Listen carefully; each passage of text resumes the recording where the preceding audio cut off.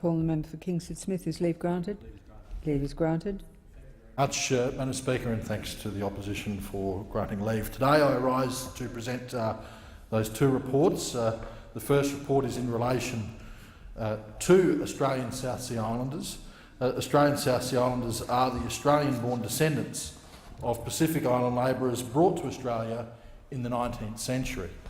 Now, although some South Sea Islanders came to Australia by choice, the fact is many were actually tricked by recruiters or kidnapped and brought here by force. Most work in difficult conditions in the Queensland cane fields, and those who remained in Australia after Federation faced ongoing racial discrimination and harsh treatment throughout the 20th century. In fact, some would say they were treated as slaves.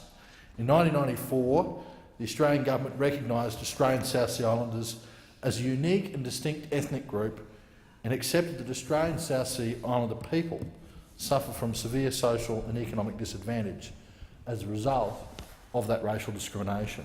Now, recognition occurred in the government's response to the 1992 Human Rights and Equal Opportunity Commission report entitled A Call for Recognition, a report on the situation of Australian South Sea Islanders.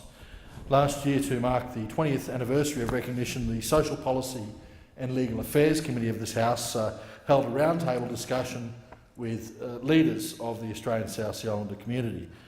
The committee wanted to hear from Australian South Sea Islanders about how far Australia has progressed towards the goals set out in that HERIOC report.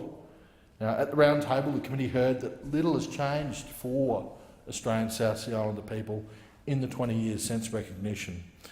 The committee, as a result, wrote to 6 government ministers to seek advice on how the HERIOC report's recommendations and the government's response was implemented, and on any current policies or programs that relate to the Australian South Sea Islander community. But what we found was little evidence of ongoing efforts to address South Sea Islanders' economic and social disadvantage. Australian South Sea Islanders still experience real social and economic disadvantage. They struggle to access government services and programs, and their culture is not acknowledged sufficiently by the Australian government. So more needs to be done to ensure that the long history of injustice faced by this unique group of Australians does not continue. Consequently, the committee has recommended the formation of a task force to progress outcomes for Australian South Sea Islanders and to regularly report back on outcomes. And I would like to thank members of the committee, particularly my Deputy Chair, who's here in the chamber, member for Newcastle, and also to thank the Secretariat under Dr Anna Dacre and the team there for their work on this inquiry, and I commend that report to the House. The second report